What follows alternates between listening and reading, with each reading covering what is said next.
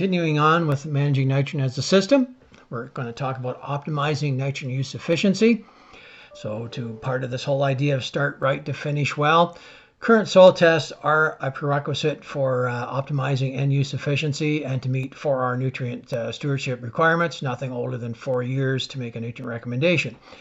Evaluating the essential nutrients and removing them as limiting factors is key. It's not how much of any one nutrient you use, it's the nutrient in the least amount of supply that's going to determine your yield potential.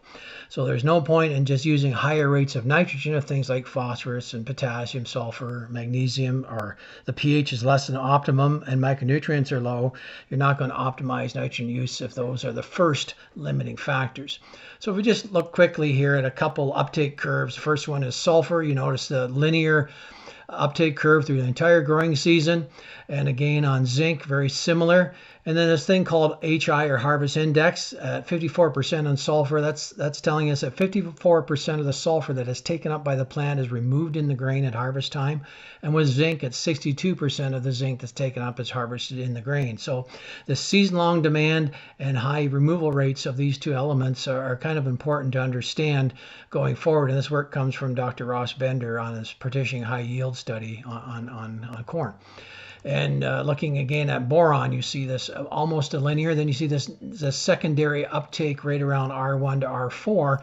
Boron's pretty important in maintaining cell wall integrity, keeping cells connected so that nutrients can flow from one to another, and also for pollen viability during the reproductive stages. So again, boron, even though it has only a 20% harvest index, it's extremely important all season long to maintain plant growth.